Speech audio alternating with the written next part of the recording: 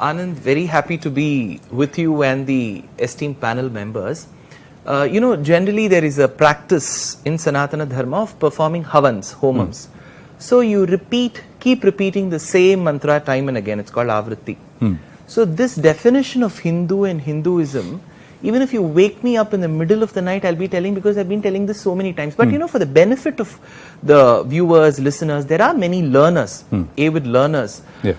The word Hindu has two different ways that it can be derived. One, when it comes from the West. When I say West, I'm not talking about the US and Canada, large parts of Middle East and the European subcontinent. And the other connotation comes when it comes from China, which is our East. So when it comes from the West, it came in terms of geography. So this entire geographical land, which was to the side of Sindhu. In Sanskritam, Sindhu is a river. Sindhu actually means the ocean as well. So when the river looked so wide, people thought momentarily that this river is the ocean. So salt is referred to as Saindhavam because it comes from Sindhu. It is derived from ocean. So this large piece of land, geographical mass, right from Kanyakumari to the tall ranges of Himalayas, that which extends till Brahmadesham, which is Myanmar, which was all called for the people from that side. Europeans, the Middle East, people who came from the Sumerian, the Mesopotamian civilization, is the land of Sindhu. And it is a practice known in the Indian language itself, which is blatantly seen today, that certain letters are absent. For example, in Tamil, Ra is not found in any other language. The letter Va is not found in Bengali. So every Va is replaced with Ba. Similarly, very, very possible that the word Sa was replaced with Ha. One. When it comes from China, it is a lot more authentic because Huenzhang says this land which is the land of stable knowledge. In Jyotishya Shastram, the graha who is responsible for stability of knowledge is Indu, which is moon. So everything right from Chandrama Manaso Jataha to Chandramauli, who's Shiva, everything is associated with the moon as well. We have many festivals from Paurnima to Amavasya going from Indu.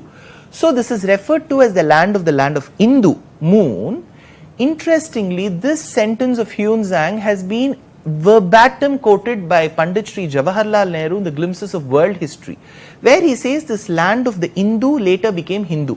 So let's not go till Persian, let's not go till the languages of the Middle East. The Sanskrit word itself is Hindu. Now, so this Hindu, Sindhu is Hindu, later has a nest to it. For example, Anand, just for the knowledge of the listeners, I'm sure many of them will be very well learned.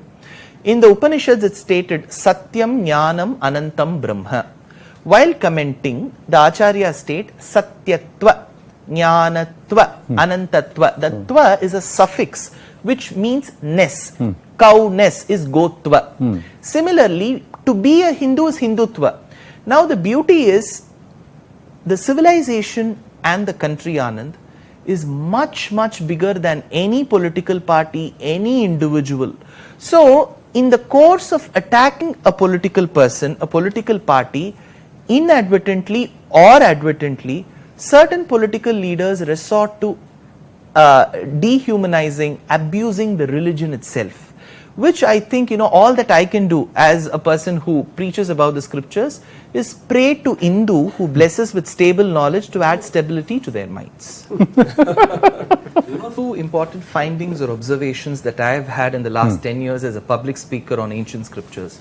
In the last 5 years, the demographics of people less than the age of 40 listening to traditional lectures has been increasing. There's been a beautiful awareness, the enlightenment campaign that's happening organically on its own. There's no denial about it. I'm witness to it. The second thing is, while you were talking about this transition from ancient Guru Sishya Parampara to the modern education system, the way we see it, we are recipients of it, we are victims in a way. That's because 15 generations before, when our ancestors found a lot of merit in the education system, the Western education system, the transition was very abrupt, Anand. So it was like leaving away Satyam Vada, Dharmam Chara, Matrudevo Bhava, Pitrudevo Bhava from Taittiriya Aranyakam and Upanishad, and suddenly going to finding the case of Jack and Jill who were tumbling down the hill. So it was a sudden transition. I feel now the transition from the modern education system, if I perceived your question right, to the rooting of our Sanatana Dharma should not be abrupt again. Again, we should not end up going from the concrete rooms of our school suddenly to a banyan tree. I feel we should have a balance of both, because to reach out to the outer world, we need foreign languages. But to get rooted, we should appreciate the Indian classical languages. So we should have the best of both. It shouldn't be a sudden transition. That will be a big it will lead to a disaster.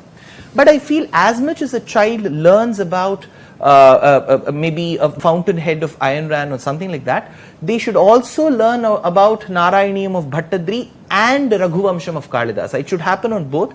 And there are many change makers who are doing it. They are unsung heroes, of course, waiting for their Padma Awards. A lot of them have been celebrated. There are many people who are doing such silent work, such good work. So I think the transition should not be drastic. It will be a disaster. It should be very organic, so that the students do not realize that they are actually learning the best of both worlds. And 2 points. One, in the due course of explaining Agnihotra, Aryabhatta says Chaturadhika Shatam Ashtagunam Dvasashti Ayutascha 62,832 divided by 20,000. Use this value to create the Agni Kundam, which is 3.14. So just in the due course of explaining Agnihotra, he talks about the value of pi. Just while describing the holy sandals of Ranganatha in the 13th century, Vedanta Deshika states, I am solving the knight steward problem of the chessboard, which is called Chaturanga Turanga Bandham. So we have wonders in our past, there is no doubt, but there is a flaw in our ancestors. They were very humble. See, Vidya Dadati Vinayam is a statement that we often keep stating. We have wonderful content. We have never packaged it in the right way. See, for example, I often tell some of my listeners, scintillate, scintillate, you minuscule asteroid in the vast expanse of the splendid sky. You know what is this? Twinkle, twinkle, little star. Little star. So you complicate simple things, you are deemed an intellectual. So probably our ancestors had that blemish of not exaggerating simple things, which the West did. One. Second thing, while we are talking about this narrative building across the spectrum, across the intellectual class as well as the political class about the word Hindu, Hindutva. Now I'm sitting in Delhi, Anand, with you.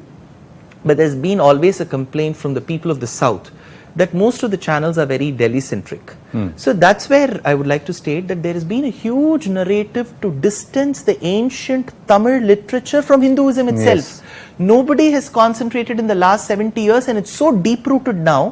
When someone comes and tells me that Thiruvalluvar was not a Hindu, the Alvars were not Hindu, Ilangovadigal was not a Hindu, I'm just left to look myself into a mirror whether this is daytime or whether I am dreaming. Because all the scriptures of the Tamil literature, Tamil, one of the oldest languages which our Honorable Prime Minister has often quoted, there's a Kashi Tamil Sangamam which is happening as well. It is more Hindu than what Hindu can get. It is more Vedic than what Vedic can get. But sadly, in the last 70 years, that narrative has been let to grow so much, and it's so deep-rooted that it is taking a lot of efforts from us to actually come. That's where Sri Ram Madhavji said that Dushyant is getting a platform. I'm getting a platform to tell that I come from the beautiful land of the Tamil, which is more Vedic than Hindu than any other scripture. So that narrative should also change. But again, Anand, just to conclude my point, in those days when there used to be a premise set for a debate, you remember the days of Adi Shankara where fresh garlands would be put around people who were debating, and as they would lose, the flowers would wither. So today we need to have a CCTV camera recording of such narratives, and people who lose should write it on black and white and say, I will not bring this topic again. Again, this question of Hindu, Tamil, Vedic should not be asked. They should give it in writing. Let them lead a happy life. Let's play for their livelihood. But they should not rake up this topic because it's an intellectual debate. If you do not have facts to present, you should have the audacity to lose.